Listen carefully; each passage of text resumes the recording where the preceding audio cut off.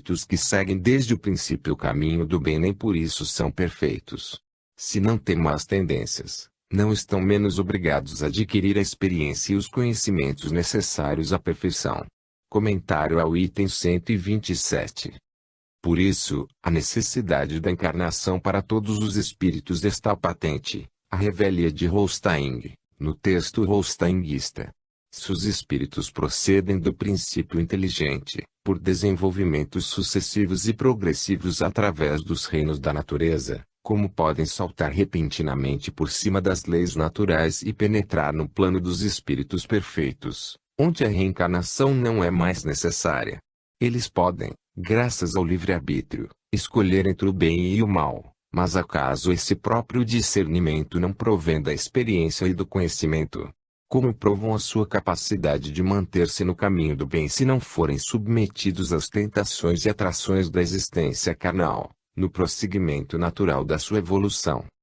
Mas a tentação da novidade, o desejo de encontrar uma saída para o maravilhoso, a fascinação do imaginário, é um abismo permanentemente aberto aos pés do holsteinguismo. Os ministros de Deus não suportam a estreiteza lógica do raciocínio humano. Precisam do hipotético, do tópico, da fábula de que falava o apóstolo Pedro, e escapam da realidade pela porta da fantasia. O espírito que lentamente se formou nos reinos naturais, pela progressiva individualização do princípio inteligente, mal chegou à condição, não humana, mas de entrar no reino nominal, já se atira com asas de Ícaro em direção ao sol. Adquirida a condição de entrar no reino nominal, o espírito está na condição da criança, como assinala Kardec, e terá de aprender na família, com os primeiros rudimentos da sociabilidade, e posteriormente na escola, depois ainda no trato social, no processo das relações humanas, as grandes lições da vida que o prepararão para os cursos superiores dos mundos mais adiantados. Tudo se encadeia no universo, ensina o livro dos Espíritos, e particularmente no item 540, desde o átomo primitivo até o arcanjo, pois ele mesmo começou pelo átomo. Essa concepção monista do universo, que corresponde ao monoteísmo, ligando numa estrutura única o conceito de Deus e o conceito de criação, e a conquista superior do homem, que o holsteinguismo pretende devolver ao pluralismo antigo. Kant considerou a ideia de Deus como a mais elevada que o homem pode conceber, porque essa ideia é a síntese suprema, o mais alto grau da abstração mental. Mas o holsteinguismo esfarela tudo isso no seu delírio mágico, no seu desejo insano de retornar ao primitivo. É o que vemos na sua teoria dos mundos fluídicos e materiais, desligados entre si como dois ramos antagônicos da criação. Uma espécie de masdeísmo espírita, em que Deus e o diabo dividem o universo em dois reinos igualmente brutais, o do bem e o do mal, pois nem o bem pode ser puro em face do mal permanente. Vejamos o texto. Mundos fluídicos, destinados à habitação de espíritos que, desde o estado de infância e de instrução, nunca faliram, e que, conservando-se sempre puros na senda do progresso, progridem no estado fluídico. Mundos materiais, diversos mundos destinados à encarnação dos espíritos falidos e, como tais, sujeitos à encarnação humana. Os ministros de Deus não perceberam que não se trata de duas fieiras, de um processo descontínuo, mas de uma continuidade natural, em que os mundos fluídicos representam a fase superior de desenvolvimento dos mundos materiais. Como diz o provérbio, ouviram cantar o galo, mas não sabem onde. Por sinal que Kardec adverte, no artigo refutado por Holstein, que não havia possibilidade de interpretações discordantes no tocante às questões morais do Evangelho. As muitas moradas da casa do Pai constituem um problema de evolução moral. Como era preciso discordar de qualquer maneira, para que a nova revelação fizesse jus ao nome de revelação da revelação, os ministros de Deus encontraram como sempre uma saída ilógica. 10. A metempsicose de Holstein. Mas há um aspecto do problema da reencarnação em Holstein que merece tratamento especial. Como que tentando reajustar o sistema evolutivo de Kardec, admiravelmente harmonioso, coerente e portanto lógico, Os ministros de Deus estabelecem uma estranha ligação entre os mundos fluídicos e os mundos materiais. Conseguem isso através de um expediente ridículo, determinando o retrocesso evolutivo dos espíritos altamente evoluídos, que nunca precisaram de encarnar-se. Esses espíritos angélicos repetem no Holstein uma façanha de Lúcifer, o anjo rebelado, mas de maneira deprimente, sem nenhum sinal da grandeza satânica da revolta bíblica. Há 3 pontos que devemos considerar, no exame desse problema, com muita atenção. Primeiro, Holstein é um decalque de Kardec, mas em sentido caricato. Sua doutrina é uma caricatura da doutrina espírita com todas as deformações intencionais destinadas a ridicularizar o espiritismo.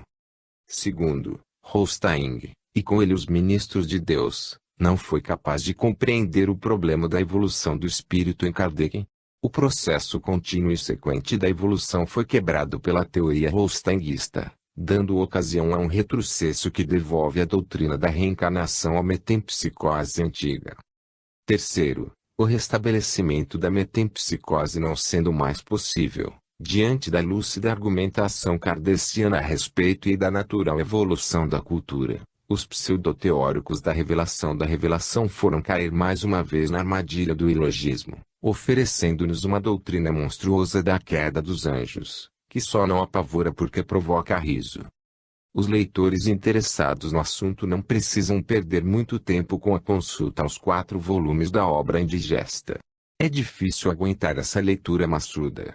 Basta examinarem a teoria holsteinista da reencarnação no primeiro volume de Os 4 Evangelhos. É no exame dos capítulos de Mateus e Lucas sobre a genealogia de Jesus, vejam só, que aparece, em meio do volume, páginas 300 e pouco da edição de 1942, a pergunta N. Grau 58 sobre as substâncias humanas.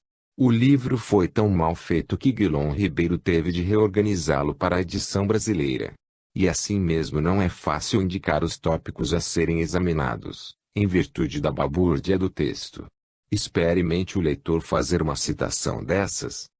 A referida pergunta 58, por sua vez, bastaria para nos mostrar o estado mental do pobre Holstein, que depois de uma doença grave, ao sair do hospital, foi logo envolvido pela falange mistificadora.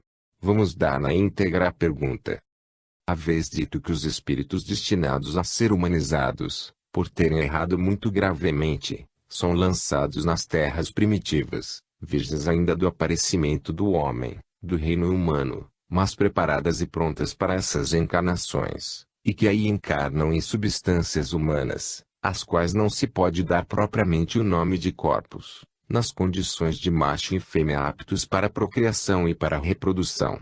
Quais as condições dessas substâncias humanas? Os espíritos reveladores haviam dito que a evolução espiritual se processa em 2 linhas, a dos espíritos que no início se desviaram para o mal e portanto ficam sujeitos às reencarnações, e a dos espíritos que nunca se afastaram do bem e por isso evoluem através de mundos etéreos. Mas mesmo esses espíritos bons estão sujeitos a cometer um destes 3 pecados, o ciúme, a inveja e o teísmo. Assim, quando um desses espíritos bons comete um desses pecados é obrigado a encarnar em substâncias humanas. Vejamos os trechos principais da resposta dos espíritos reveladores ao pobre Holstein sobre as substâncias humanas. São corpos rudimentares. O homem aporta a essas terras no estado de esboço, como tudo o que se forma nas terras primitivas. O macho e a fêmea não são nem desenvolvidos, nem fortes, nem inteligentes. Mal se arrastando nos seus grosseiros invólucros, vivem, como os animais, do que encontram no solo e lhes convenha. As árvores e o terreno produzem abundantemente para a nutrição de cada espécie. Os animais carnívoros não os caçam. A providência do Senhor vela pela conservação de todos. Seus únicos instintos são os da alimentação e os da reprodução. Notemos a absoluta incapacidade de Holstein para compreender o que havia lido em Kardec sobre o desenvolvimento do princípio inteligente a partir dos reinos inferiores da criação. Os espíritos reveladores, sempre matreiros, aproveitam-se disso e do precário estado mental e psíquico do advogado convalescente para elaborarem a mais ridícula teoria da reencarnação. E rematam essas explicações chocarreiras com esta afirmação: as gerações se sucedem desenvolvendo-se. As formas se vão alongando e tornando aptas a prover as necessidades que se multiplicam. Mas não é nossa tarefa traçar aqui a história da criação. O espírito vai habitar corpos formados de substâncias contidas nas matérias constitutivas do planeta.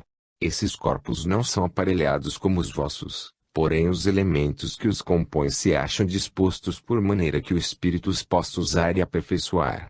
Não poderíamos compará-los melhor do que criptógamos carnudos. Podeis fazer ideia da criação humana estudando essas larvas informes que vegetam em certas plantas, particularmente nos lírios. São uma massa quase inerte, de matérias moles e pouco agregadas, que rasteja ou antes desliza, tendo os membros, por assim dizer, em estado latente. Essa é a revelação da revelação. Holstein copia e desfigura Kardec acrescentando aos seus ensinos os maiores absurdos. Note-se que essas criaturas estranhas, em forma de larvas e lesmas, são encarnações de espíritos humanos que haviam atingido alta evolução sem passar pela encarnação humana. Depois de desenvolverem a razão em alto grau e de haverem colaborado com Deus nos processos da criação, chegando mesmo a orientar criaturas humanas, voltam à condição de criptógamos carnudos. Mas por que falam os reveladores em substâncias humanas? Por que não simplificam as coisas, dizendo simplesmente que esses espíritos decaídos vão encarnar-se em lesmas? Porque é preciso enganar os espiritistas que aceitam Kardec e sabem que a evolução espiritual é irreversível, que o espírito humanizado não pode regredir ao plano animal. É o mesmo processo de sofisma, de tapeação, usado na questão do corpo aparente de Jesus, quando falam em encarnação fluídica para escaparem ao anátema de João contra os que dizem que o Cristo não veio em carne.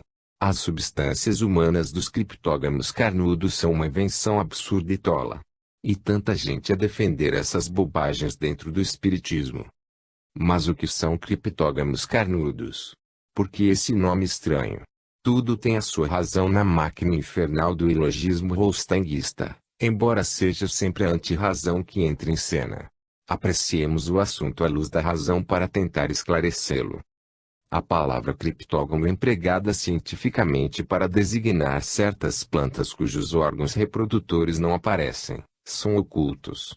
A origem do termo é grega, criptos, que quer dizer oculto, e gamos que quer dizer casamento, união. Assim, criptógamo é um exemplar de espécie vegetal que tem os seus órgãos reprodutores escondidos. Os reveladores holsteinguistas acrescentaram a palavra carnudo para adaptar a designação ao reino animal. Assim, criptógamo carnudo seria uma espécie animal, mas não animal porque formado de substâncias humanas, em que se encarnam espíritos humanos que regrediram ao plano vegetal e animal.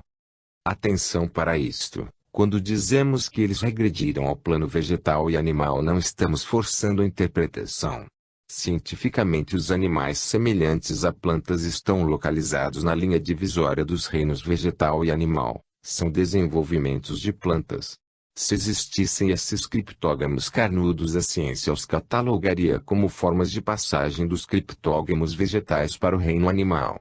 Temos assim a teoria da metempsicose, tão seguramente refutada pela lógica de Kardec, devolvida ao meio espírita pelo ilogismo holsteinguista. Bastaria esse triste episódio, colhido no caldeirão diabólico dos absurdos de os 4 evangelhos para nos provar, sem a menor sombra de dúvida, que essa obra é de autoria das trevas e que a sua finalidade é confundir os espiritistas pouco habituados a passar as coisas pelo crivo da razão. Mais do que isso, porém, o objetivo evidente é o de ridicularizar o espiritismo para dele afastar as pessoas de bom senso. 11. Os 10 Mandamentos. A apoteose da obra de Holstein não é a ressurreição mas o decálogo. O ciclo obsessivo dos retornos periódicos tinha de fechar-se no retorno bíblico. Os 4 evangelhos são uma constante mistura de comentários que vão e vêm, como num redemoinho, entre o Velho e o Novo Testamento.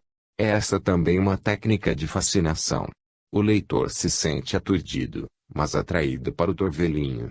Quanto mais se aturde, mais se afunda no báratro das ideias em conflito, das explicações mil vezes repetidas. Há mesmo um leitmotiv exasperante, no estilo do bolero de Ravel, girando em parafuso para levar o leitor ao fundo de um poço. Mas lá não se encontra a verdade em sua nudez lendária e sim o dragão de boca chamejante. Toda a força obsessiva de Holstein, que primeiro tragoou para depois tragar os outros, está nesse processo alucinador. Veja-se este slogan repetido do primeiro ao quarto volume, segundo a letra, sob a capa do mistério, sob o prestígio do milagre. O leitor o lê e ouve pela primeira vez no prefácio. E dali por diante não deixa mais de vê-lo e ouvi-lo. E a técnica umbralina da obsessão, segundo o método hipnótico. Repetir, repetir e rodar sem parar. A mente adormece e o espírito se entrega. Isso explica a recomendação dos pregoeiros do holsteinguismo, voltar à posição zero antes de iniciar a leitura da obra, desprevenir a mente, abandonar-se ao relax consciencial, abdicar do julgamento. Só assim o leitor se porá em condições de abrir o terceiro olho que enriqueceu-lo de sangue e rampa. E ao abrir esse olho demoníaco fechará para sempre os dois que Deus lhe deu para ver com clareza e precisão. O tom místico da obra, não do misticismo elevado que leva ao êxtase, mas do misticismo fanático que arrasta a fascinação, pode ser facilmente exemplificado por este breve trecho em que a humildade e a arrogância, a ingenuidade e a esperteza, a reverência e a malícia se revezam na movimentação do circuito obsessivo. Holstein, o revelador, o novo Messias, conta primeiro que recebeu. Em maio de 1865 todos os materiais estavam preparados, tanto a respeito dos evangelhos como dos mandamentos. O aviso de dar a conhecer aos homens, de publicar a obra da revelação me foi espontânea e mediunicamente transmitido em termos precisos. E a seguir desencadeia as forças emocionais do caos, que vão num crescendo de humildade até a onipotência. Atrás dele estão Moisés, os evangelistas e os apóstolos. Mero instrumento, cumpri meu dever executando tal ordem, entregando à publicidade esta obra, que põe em foco a essência de tudo o que há de sublime na bondade e na paternidade de Deus, tudo o que há de devotamento, de abnegação e de sentimentos fraternais em Jesus, chamado Cristo, que tão bem mereceu o título de Salvador do mundo, de protetor da terra. A meus irmãos, quaisquer que eles sejam, quaisquer que sejam suas crenças, o culto exterior que professem, corre o dever de não se pronunciarem sobre esta obra senão depois de a terem lido integralmente e de terem seriamente meditado na explicação dos evangelhos e dos mandamentos. Indivisível no conjunto, suas diversas partes são solidárias e mutuamente se apoiam. Temos a impressão de ouvir, nesse ritmo solene, o próprio Moisés advertindo o povo e Maomé proclamando a supremacia do Alcorão. Qual espírito ingênuo e ansioso de superação de si mesmo, quem não se emocionará com esse tom de súplica e de ordenação ao mesmo tempo? As cabeças se curvam ante a vontade do Eterno. Os corações batem descompassados. É a hora em que as correntes de fluidos estrondam como trovões e arrebentam em raios no alto do Sinai, segundo a explicação final do livro. A hora em que a tábua das leis vai cair sobre Israel.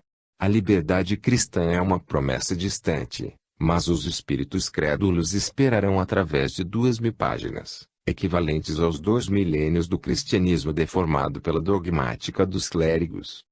No final da obra, esgotados os recursos da nova revelação, os caminhantes exaustos encontrarão a montanha e os 10 mandamentos. Voltamos então ao panorama bíblico dos morticínios, das matanças a fio de espada e das justificações divinas para todas as atrocidades. Para cada absurdo haverá uma explicação. Para cada crime a sua justificação. Para cada genocídio a sua razão secreta, oculta na mente divina mas arrancada do seu mistério pela vara mágica de Moisés. Vejamos esta obra-prima de raciocínio justificativo, que faz do Espiritismo um endosso a todos os genocídios, de Moisés a Hitler e a Truman. O trecho bíblico escolhido é do Êxodo 32, 26 a 29. Transcrevemos apenas o trecho principal. Filhos de Levi, disse-lhes ele, Moisés, eis o que diz o Senhor, o Deus de Israel. Põe a cada homem na cintura a sua espada, passai e repassai através do campo, de uma porta a outra, e que cada um mate seu irmão, seu amigo e aquele que lhe for mais chegado. Os filhos de Levi fizeram o que Moisés lhes ordenara e houve cerca de 3.000 mortos nesse dia. Então, Moisés lhes disse, tendes, cada um de vós, consagrado vossas mãos ao Senhor, mesmo matando vosso filho e vosso irmão, a fim de que a bênção de Deus vos seja dada. Agora a explicação piedosa dos ministros de Deus. Entre os encarnados da geração a que nos estamos referindo havia também uma categoria de espíritos que tinham de expiar assassínios por eles cometidos. Nessa época grosseira se praticavam tantos, e que pediram aquela expiação para conseguirem, pela aplicação da lei de Talião, depurar-se, reparar e progredir. Os que tombaram mortos aos golpes dos levitas tiveram uma sorte prevista e por eles pedida, porquanto uns pertenciam à categoria dos que haviam tomado por missão manter na terra e popularizar a ideia da unidade de Deus e rogado que o curso da existência terrena lhes fosse detido, caso faltassem aos seus compromissos. Pertencendo os outros a dos que, tendo de expiar assassínios por eles cometidos anteriormente, pediram aquela expiação e enfrentaram. Foi assim que nenhum golpe se perdeu, porque, em circunstâncias tais, como deveis compreender, os espíritos protetores, prepostos a vigiar as provas e expiações de cada um, para que elas se cumprissem, impelindo os culpados ou dirigindo as espadas dos que acutilavam, faziam que aqueles recebessem os golpes que os prostrariam. Os mandamentos, assim, explicados, tornam-se humanamente aceitáveis e a revelação espírita se engrandece na perícia com que os espíritos protetores dirigiam os golpes assassinos. Entretanto, na tábua das leis estava gravado o mandamento, não matarás. Essa explicação está assinada por Moisés, Elias, João, Mateus, Marcos, Lucas, João, assistidos pelos apóstolos. O primeiro João é o Batista, o segundo evangelista. Todos eles se reuniram no endosso ao morticínio fratricida, certamente por solidariedade a Moisés. O que não deixa de ser um gesto de fraternidade. A explicação do não matarás é outra joia de compreensão cristã das atrocidades antigas. Dizem os ministros de Deus. Este mandamento, muito vago em seu enunciado, tem um alcance maior do que o supondes e ultrapassa de muitos limites de vosso ser. Em cada uma das fases do seu passado a humanidade o interpretou segundo as suas necessidades. Em cada uma das fases do seu futuro interpretará de maneira a lhe ampliar a inteligência e aplicação. Pelo que vimos no caso de Moisés, é possível que no futuro esse mandamento possa ser aplicado num sentido mais amplo. Não matarás a espada nem a tiros, mas a bombas de hidrogênio. Sim, porque é possível que a morte coletiva de milhões de pessoas se torne uma exigência kármica. E então os espíritos protetores não terão o trabalho minucioso de dirigir as espadas, mas obterão o máximo resultado com o mínimo esforço, dirigindo apenas o lançamento da bomba. Chegados a esta apoteose, que nos lembra os deuses homéricos participando da destruição de Troia, parece-nos que o caso Holstein não precisa de mais nenhuma tentativa de análise. Tivemos num flash a fotografia de corpo inteiro da revelação da revelação. Essa é a obra que vem sendo divulgada como complementação da obra de Kardec. Nova edição dos 4 alentados volumes de Holstein está sendo anunciado para todo o Brasil. Artigos veementes são publicados em defesa e louvor dessa última palavra da doutrina espírita. Isso numa fase em que o espiritismo entra, em nosso país, em perfeita conexão com o desenvolvimento nacional, num período de intenso crescimento cultural. As novas gerações, particularmente as de estudantes universitários, que já podem fazer os seus cursos em faculdades que prenunciam o breve aparecimento das universidades espíritas, pois fundadas e mantidas por instituições doutrinárias, poderão inteirar-se agora dos novos ensinos que nos chegam das esferas superiores. Moisés, os evangelistas e os apóstolos supriram com grande antecedência as nossas necessidades no campo da cultura. Devemos estar, Nesta hora do mundo, sob a ação de um pesado karma coletivo para termos assim de voltar ao exame de livros dessa natureza, editados e reeditados como espíritas. Paciência. Os ministros de Deus já nos explicaram como tudo acontece para o bem dos homens e a alegria dos anjos. Karma. Este termo não deve ser utilizado dentro do espiritismo, por não se encontrar em nenhuma das obras de Allan Kardec. A palavra karma foi introduzida recentemente no espiritismo através das chamadas obras subsidiárias, ou seja, os livros psicografados escritos por espíritos através de um médium, mas não é utilizado em nenhum momento nas obras de Kardec. A palavra karma, em sânscrito karma ou karma e em pali kama, utilizada na Índia e por muitas correntes filosóficas religiosas, significa em primeira instância ação, trabalho ou efeito.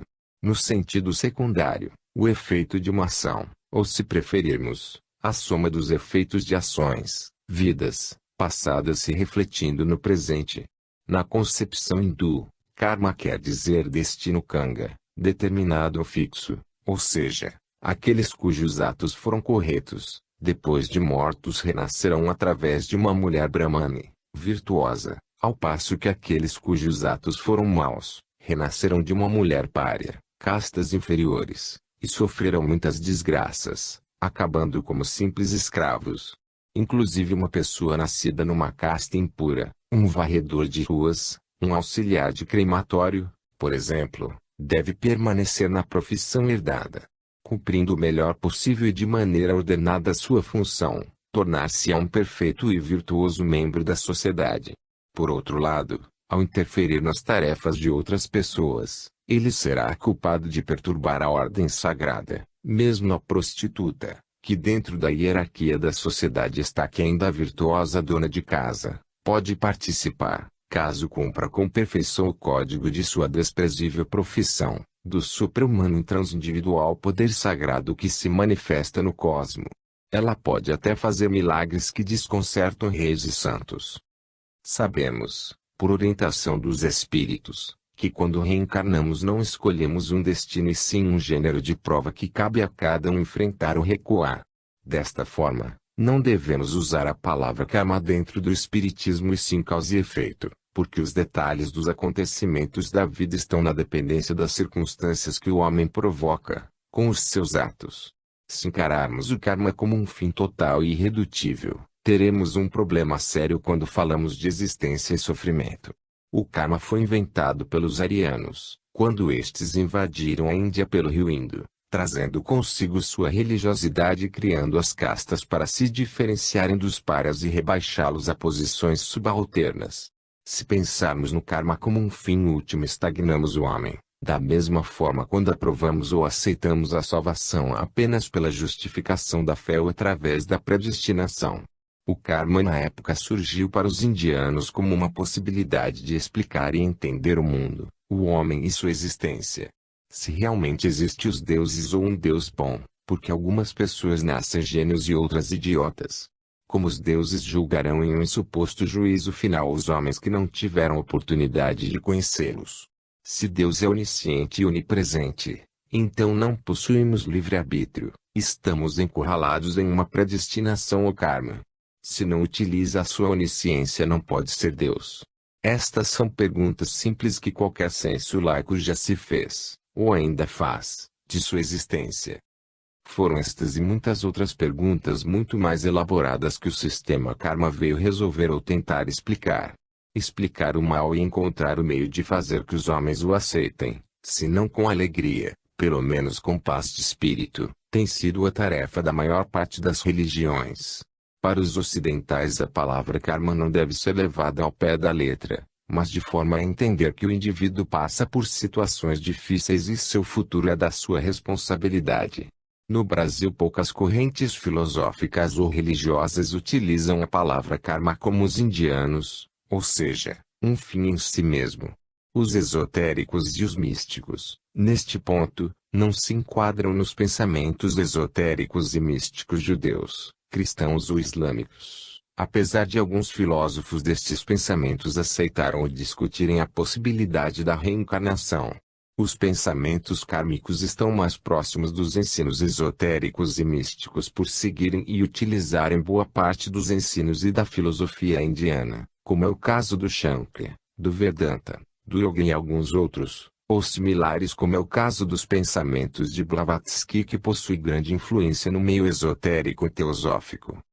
Criticando recentemente o livro Eram os Deuses Astronautas, de Daniken, best-seller mundial, com grande venda no Brasil, o professor Anatol Rosenfeld assinalava o ridículo de todas as tentativas de combater as tolices dessa obra. Não obstante, escrevia ele, convinha expor-se ao riso das pessoas de bom senso para tentar esclarecer o assunto. O ridículo de certas concepções é às vezes tão grande que só merece o silêncio. O simples fato de querermos chamar a atenção das criaturas de exagerada boa-fé para o ridículo do holstein-guismo é também uma atitude risível. A esse ridículo nos expomos conscientemente neste trabalho. Vale a pena enfrentar essa posição quixotesca pela só esperança de que alguém acorde do sono hipnótico ou alguém consiga evitar de cair nele. Os 4 evangelhos é o cavalo de Troia do Espiritismo. Nada mais ridículo do que os troianos recolhendo o engenho grego em sua cidadela, encantados apenas com a grandeza da obra. Ridículo também, por sua inutilidade, o vaticínio de Cassandra, pois o deus Apoio já o havia previamente anulado. Mas Cassandra tinha de fazê-lo por um dever moral. Os que não a ouviram pereceram e levaram o seu próprio reino à destruição total. Temos de enfrentar o ridículo com a coragem moral da profetisa troiana. Mormente agora, que o cavalo de Troia, trazendo no bojo os inimigos ferozes, está sendo de novo exibido aos basbaques do espiritismo. 12. Razão de ser do holstein-guismo. O processo histórico do holstein-guismo é demasiado simples e vulgar. O advogado Jean-Baptiste Holstein de Bordeaux, leu o Livro dos Espíritos e o Livro dos Médiuns, depois de haver saído de uma grave moléstia, e impressionou-se com a possibilidade de receber dos espíritos algumas revelações. Isso é o próprio Holstein quem nos conta no prefácio de sua obra, como vimos no início deste trabalho. Considerando-se apto a receber mensagens esclarecedoras sobre a natureza do Cristo e os fatos obscuros de sua vida na Terra, orou fervorosamente pedindo a Deus, na véspera de 24 de junho de 1861, que lhe permitisse a manifestação do Espírito de João Batista, santo do seu nome, do Espírito do seu próprio Pai e do seu Espírito protetor. Holstein mesmo nos dá, no prefácio, esta informação valiosa. Essas manifestações se produziram espontaneamente, com surpresa do médium, a quem eu deixara ignorante da minha prece. Constituíram para mim uma fonte de alegria imensa, com que me provaram que a minha súplica fora ouvida e que Deus me aceitava por seu servo. A seguir Holstein informa. O espírito do apóstolo Pedro se manifestou a 30 de junho, de modo inesperado tanto para mim quanto para o médium. Fui mediunicamente prevenido da época em que poderia e deveria publicar essas comunicações de tão alto interesse. Todo estudante de espiritismo sabe que essas evocações pretensiosas acarretam mistificações. Kardec chegou a escrever, evoca um rochedo e ele te responderá. Há sempre uma multidão de espíritos prontos a tomar a palavra, sob qualquer pretexto. A imensa alegria que as comunicações pedidas causaram a Holstein mostra a sua ingenuidade de neófito. Aceitas as comunicações e aceita a incumbência de servo de Deus. Holstein se entregava às mãos dos mistificadores. Comparando essa facilidade com as reservas de Kardec ao iniciar a investigação dos fenômenos e ao receber as primeiras mensagens espirituais, vê-se logo a diferença entre os dois. Kardec é a modéstia e a prudência. Holstein é a pretensão e a precipitação. Kardec observa, estuda, pesa, analisa e entrega-se à profunda perquisição, à exaustiva experimentação. Holstein se inflama e se atira sofregamente ao trabalho. Não traça um plano de trabalho, não medita sobre os problemas que vai enfrentar, não submete os espíritos comunicantes a nenhuma prova de identificação moral e espiritual. Descobriu o maravilhoso e nele se perde elevado. A gênese do holsteinismo é, portanto, o anseio do maravilhoso. Tanto assim que enquanto Kardec, sensato e cauteloso, se recusa a falar em religião, atribuindo ao espiritismo o caráter de ciência e oferecendo as religiões como uma arma na luta contra o materialismo, Holstein logo se proclama como revelador, instrumento útil nas mãos de Deus para promover a unidade de crenças e a fraternidade humana pela efetivação das promessas do Mestre e, por fim, do reino de Deus na Terra. Deixemos que ele mesmo nos fale do seu estado de espírito, pois ninguém melhor para o explicar de maneira irrefutável. À medida que a revelação se adiantava, minha alma se ia encontrando cada vez mais presa de admiração ao descobrir todas aquelas verdades e eu dizia: Disponde da vossa criatura, ó meu Deus. Sou vosso, pertenço-vos, meu coração, meu tempo, minha razão, eu os consagro ao vosso serviço. Serei feliz, ó soberano Mestre, se, malgrado a minha fraqueza, puder tornar-me nas vossas mãos um instrumento útil que vos conquiste o amor, o respeito, o coração das vossas criaturas. Enquanto em Kardec o estado de espírito era de observação, em Holstein era de fascinação.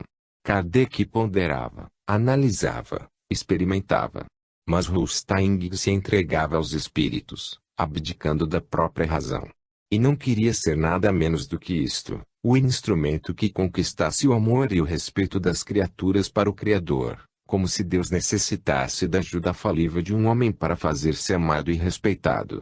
Podem alegar que ele se dirigia a Deus, mas as preces orgulhosas não são recebidas por Deus e sim pelos espíritos obsessores. Não foi Deus quem ouviu e atendeu. Mas façamos um esquema cronológico do aparecimento do holsteinismo para vermos a rapidez da sua eclosão. Janeiro de 1861, Holstein se considera restabelecido de grave moléstia e um médico lhe fala da possibilidade das comunicações do mundo corpóreo com o mundo espiritual, da doutrina e da ciência espíritas como fruto dessa comunicação objetivando uma revelação geral.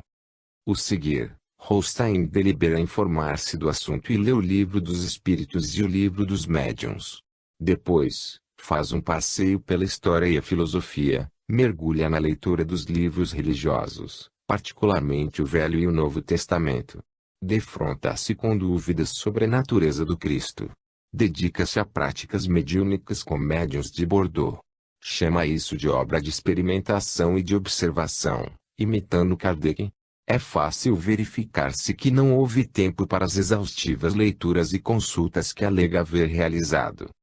Junho de 1861, dia 24, roga a Deus a manifestação de João Batista e outros espíritos. Dia 30, recebe uma comunicação do apóstolo Pedro. Dezembro de 1861, atende a uma sugestão de conhecer Madame Collignon e lhe faz uma visita. 8 dias depois vai agradecer-lhe o acolhimento que lhe dispensara. Ao sair, a médium sente impulsos de escrever. A instâncias de Holstein escreve, é uma mensagem de Mateus, Marcos, Lucas, João, assistidos pelos apóstolos, incumbindo da revelação da revelação. Temos assim, de janeiro a dezembro de 1861, um ano decorrido entre o interesse de Holstein pelo assunto e a incumbência que os evangelistas e os apóstolos lhe dão.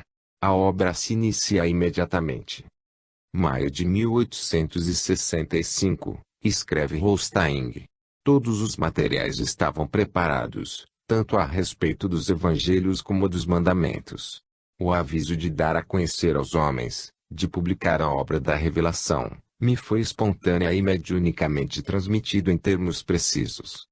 Cerca de 3 anos e meio durou o trabalho de recepção da obra, o que denuncia uma rapidez excessiva, mormente para um trabalho dessa natureza. No total, o holsteinismo levou apenas 4 anos e meio para se apresentar em seu texto completo. Durante a sua elaboração não houve nenhuma relação entre Kardec e Holstein. O certo, em casos dessa natureza, é o discípulo procurar os conselhos do mestre, pois Holstein aprendeu o espiritismo lendo Kardec, embora o tenha aprendido mal. Isso revela a autossuficiência de Holstein, confirmando o excesso de orgulho e vaidade que o levaram à mistificação. Quem conhece a obra laboriosa de Kardec, o estudo paciente a que se entregou, o critério com que rejeitou todas as comunicações maravilhosas que lhe eram dadas, a recusa de comunicações assinadas por grandes nomes, cujos textos não justificassem a assinatura, a consulta incessante aos espíritos através de diversos médiuns, pode avaliar a temeridade a que Holstein se entregou, levado pelo seu entusiasmo exagerado e a sua precipitação. Historicamente, a razão de ser do holsteinismo é apenas esta: a inquietação de um convalescente que se impressiona com a obra de Kardec e tem a pretensão de superá-la, esclarecendo pontos obscuros dos evangelhos com a ajuda dos espíritos superiores, através de comunicações por alguns médiuns seus conhecidos e conterrâneos, que, por fim, são substituídos pela médium única, Madame Collignon, responsável mediúnica por todo o texto. O próprio Holstein provoca a revelação evocando os espíritos, ao contrário de Kardec, que estuda os fenômenos e é surpreendido pela revelação em meio de seus trabalhos de experimentação mediúnica. A posição científica de Kardec opõe-se à posição vulgar de Holstein, um homem vaidoso que se deixa levar pelos espíritos mistificadores, aceitando as explicações mais ridículas e absurdas para o esclarecimento de problemas escriturísticos. O grande advogado não passava de um grande ingênuo. 13. O holsteinismo no Brasil. Quais os motivos da penetração do holsteinismo no Brasil? Como e por que ele conseguiu enraizar-se na chamada Casa Máter? Por que nos defrontamos agora com uma recrudescência dessa pseudo-doutrina? Parece-nos que tudo se resume numa questão de formação religiosa, tendo por fundo a formação racial brasileira e o período medieval do nosso desenvolvimento nacional. O holsteinismo chegou ao Brasil num momento crítico, quando a nossa cultura estava sendo abalada por várias infiltrações europeias. Entre essas, o espiritismo, que chegara da França e empolgara alguns espíritos cultos na segunda metade do século passado. O holsteinismo se apresentava como integrado no espiritismo e tocava de perto a sensibilidade mística de alguns ex-católicos. A França era então o centro da civilização e Paris o cérebro do mundo. A obra de Holstein chegava amparada pelo prestígio da França e do espiritismo. Trazia ainda a chancela de Holstein, nome respeitado nos meios jurídicos de Bordeaux, e fora recebida mediunicamente por Madame Collignon, pertencente à prestigiosa família de juristas. Todo esse aparato impunha Holstein à nossa inteligência. Mais do que isso, porém, a obra trazia um grande alívio aos espíritos místicos, quebrava a freza racional da obra de Kardec e restituía ao Cristo a sua condição sobrenatural. Para homens profundamente religiosos, como Bezerra de Menezes, que fora exemplo de católico praticante, Antônio Luiz Saião, Bittencourt Sampaio e outros, cujos atos atestam o predomínio do sentimento religioso à razão crítica, a obra de Holstein surgia como tábua de salvação, livrando-os do racionalismo kardeciano. Holstein era a volta ao maravilhoso, ao Cristo místico, divino no espírito e no corpo. Dessa maneira, Holstein devolvia a essas criaturas as ilusões da religião lírica que as embalara desde a infância. Não é fácil compreendermos hoje o clima religioso em que o espiritismo se desenvolveu entre nós. Houve, naturalmente, a dissidência racionalista, constituída por elementos que tendiam para o aspecto racional da doutrina. Daí a divisão, acentuada por Canuto de Abreu, entre os espíritos místicos e científicos. Divisão que foi perdendo seu sentido na proporção em que a obra Kardec era mais bem compreendida, revelando a sua essência religiosa e sobretudo a sua natureza de elo entre a religião e a ciência. Como explicar-se a posição do Estado de São Paulo taticamente do Sul, rejeitando Holstein desde o início? Figuras exponenciais como Batuíra e Cair Barchuteu revelaram desde o princípio acentuada tendência racional. Eram espíritos analíticos, amigos da era cartesiana, do espírito positivo, repelindo os exageros místicos. O desenvolvimento cultural de São Paulo contribuiu para a consolidação desse espírito em nosso meio doutrinário. Somente alguns espiritistas isolados deixaram-se levar pelo holsteinismo, que jamais conseguiu predominar numa só instituição doutrinária.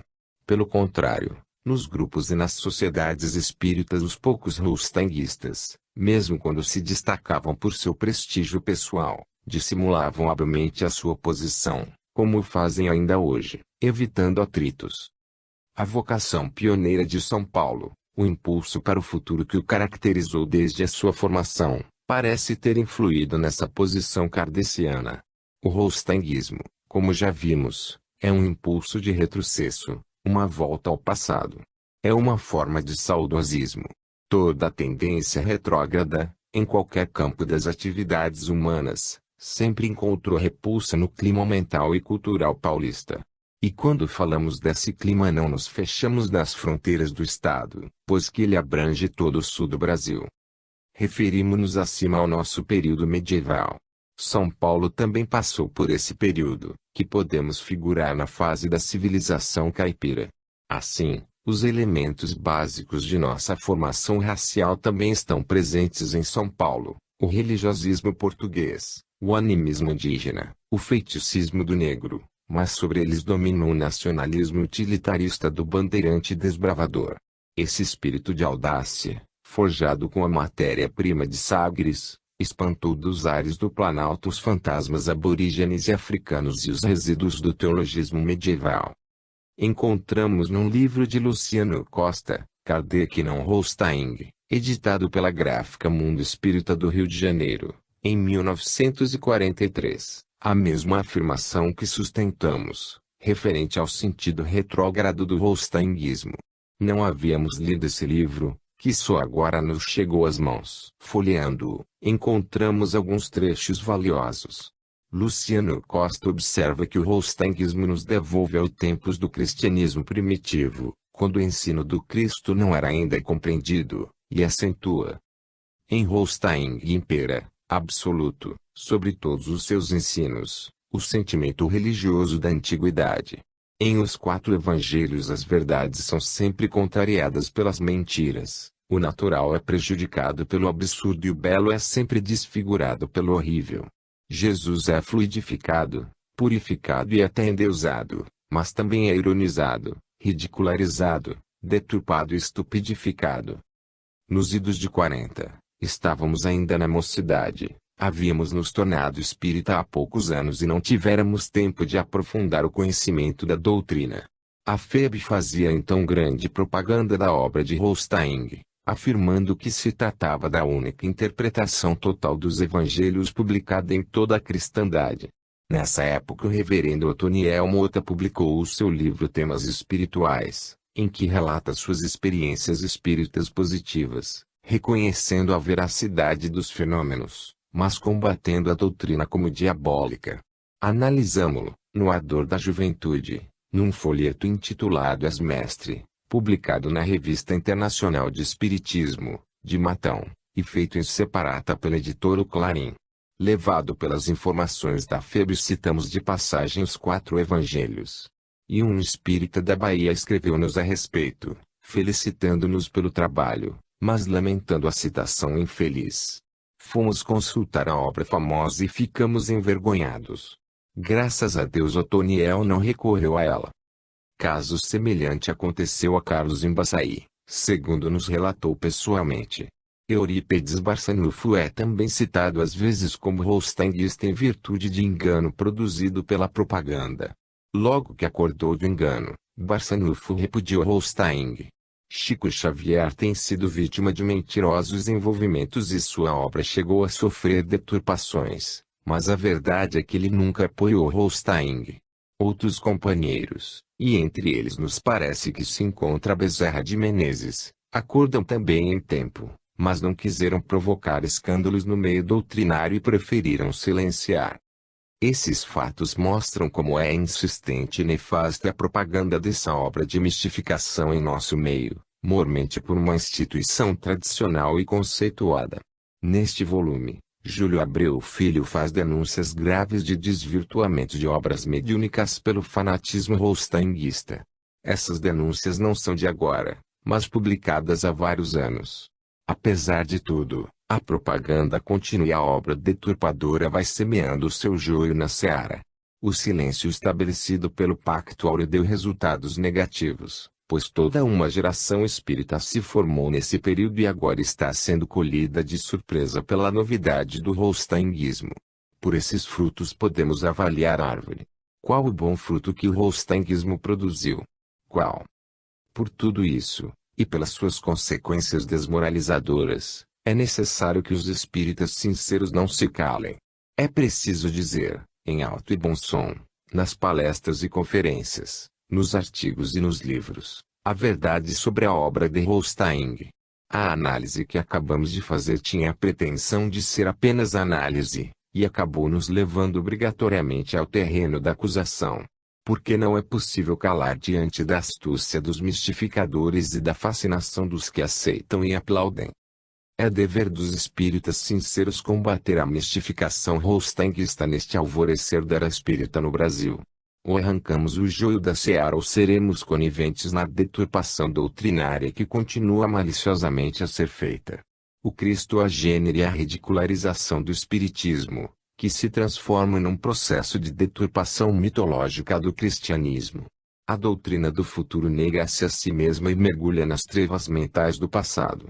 O homem espírita, vanguardeiro e esclarecido, converte-se no homem da era anticristã, no crente simplório das velhas mitologias. Para o triunfo do mal, basta que os bons fiquem de braços cruzados. Edmund Burke. 14. O caso Guerra Junqueiro. Difícil encontrar-se um poeta mais controvertido, porque mais incompreendido do que Guerra Junqueiro. Considerado genial e até mesmo, a revelia dos camonianos, o poeta da raça pelos contemporâneos, foi depois dissecado pela crítica e reduzido a um produto do conflito entre o panfletário e o lírico. Mas a própria crítica envereda por contradições às vezes insanáveis, encarando o poeta e sua poesia pelos ângulos mais diversos. O fato é que não se pode negar o vigor desse espírito que encarnou em Portugal o símbolo da fusão mística de Cristo e Prometeu, a fé e a razão, que ele mesmo tentou exprimir em O Prometeu Libertado. Esse entrechoque dialético aturdiu a crítica. Poucos dos seus críticos foram capazes de ver, nas três fases clássicas da sua poesia, o desenvolvimento de um processo que terminaria na síntese. E está nisso a grandeza do poeta. Os contemporâneos tinham razão. Guerra Junqueiro foi um gênio da poesia portuguesa. Sua obra começa no melodrama, nascendo do povo em tom declamatório, como um tufão que se ergue da poeira para lançar-se na altura e varrer as nuvens e os astros. A voz do povo é o chicote que ele empunha no templo. Mas no final o tufão se amaina e volta ao chão para cantar o simples em modulações líricas, sem com isso perder o vigor natural dos titãs. Na vida espiritual Guerra Junqueiro continua o mesmo. Os críticos de régua em punho encontrarão nesse fato um bom motivo para rejeitá-lo, livrando-se facilmente da preocupação com a imortalidade. Mas os que estudam, pesquisam e conhecem o problema das comunicações mediúnicas o identificam em seus vários aspectos, não contraditórios, mas complementares, necessários para nos dar a visão global da sua grandeza. É fácil olhar para uma montanha de minérios, como as que vemos em Minas Gerais, e dizer simplesmente, é estéril e feia, áspera e vulgar. Mas a atitude legítima, e por isso mesmo difícil, é vê-la na multiplicidade da sua grandeza, em que tanto encontramos a aspereza das rochas como a doçura das flores e a riqueza mineral. Nos poemas que ainda hoje nos envia do além, essa multiplicidade de aspectos continua presente. Podemos ver isso em Parnaso de Além Túmulo, de Francisco Cândido Xavier, como na Antologia do Mais Além, de Jorge Rizzini. Mas encontramos em Os Funerais da Santa Sé, de América Delgado, uma contradição violenta, ainda não analisada, que opõe o poeta positivo da vida terrena a um poeta utópico e até mesmo insensato da vida espiritual. O equilíbrio vigoroso do tufão se desfaz em rajadas desnorteantes de um vendaval rasteiro. A síntese da inspiração junqueirana se dissolve em imagens e apóstrofes vulgares de um misticismo de fundo místico, na condenação insensata das leis naturais. Guerra Junqueiro, o pensador, se deteriora numa insensatez mitológica de pura desagregação psíquica. Sua mente se degenera num processo de regressão, separando Jesus, a fé, de Prometeu, a razão, para restabelecer a dualidade por ele mesmo superada de natural e sobrenatural. Crença meio. Publicado em 1932, portanto há 40 anos, o poema mediúnico Os Funerais da Santa Sé, graças ao prefácio de Guilom Ribeiro, foi aceito pacificamente pelo meio espírita. Mas hoje, quando os roustinguistas pretendem arvorá-lo em bandeira de luta, no vale tudo em que se empenham para a defesa do absurdo, a análise mais superficial nos revela sua fragilidade. O próprio Guerra Junqueiro silenciou a respeito durante todos esses anos. Não havia clima para um estudo sereno do problema e não convinha levar mais lenha à fogueira, mas para tudo há um limite. Agora, através da mediunidade de Jorge Ritzeni, ele nos explica o enigma e ao mesmo tempo desfaz a lenda do retrocesso mental. Tudo se reduz a um drama de circunstâncias. América Delgado era um belo espírito, uma criatura sensível, mas infelizmente rendida às falanges rostanguistas, ou como diria Júlio Abreu Filho, a falange vaticânica. O condicionamento à crença no campo mediúnico foi percebido e denunciado por Richetti, na metapsíquica, e é hoje objeto de estudos e pesquisas na parapsicologia. Mas bem antes já havia sido assinalado por Kardec no Espiritismo, como vemos, por exemplo, nas explicações do item 443 de O Livro dos Espíritos.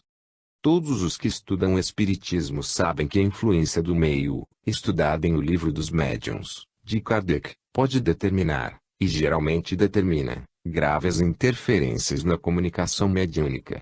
Crença e meio influem nos processos de recepção.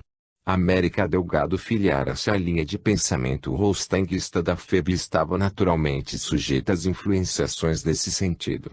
Não por sua culpa, mas, como nos explicou certa vez Frederico Figner, em comunicação que publicamos no jornal Mundo Espírita e deu muito pano para a manga, por culpa da orientação errada da casa em que se iniciara no espiritismo e na prática mediúnica.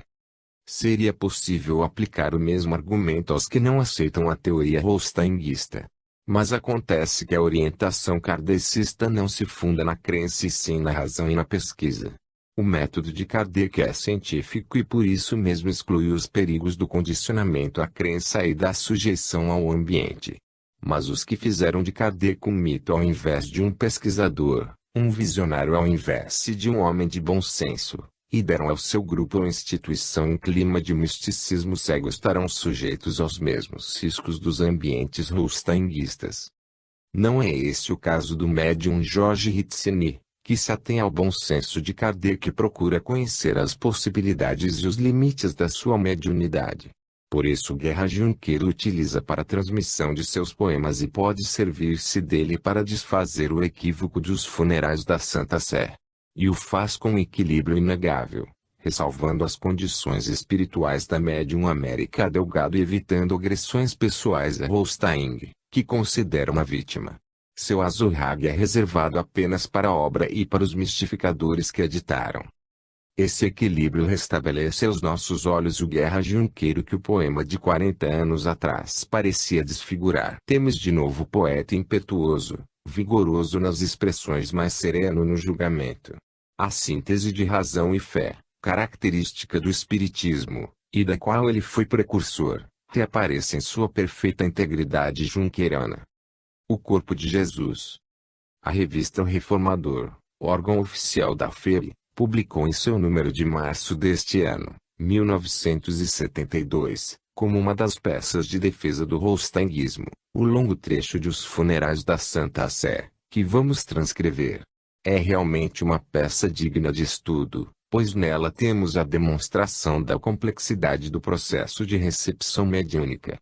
O estilo de Guerra Junqueiro se reflete nele, mas a técnica do poeta falha, contrastando com seu rigor na prática do alexandrino, o verso mais difícil da poética antiga, e no qual Junqueiro se revelou verdadeiro virtuoso.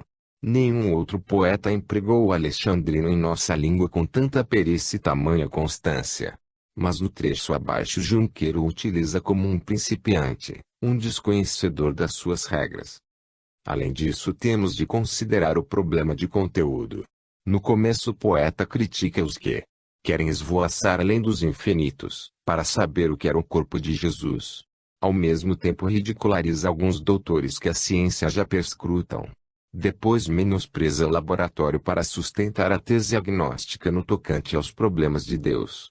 Começa aí a regressão psíquica de Junqueiro, que volta à fé dogmática e cega do clero que sempre combateu, deixando mesmo entender que Jesus era Deus. Nada dessa confusão condiz com o pensamento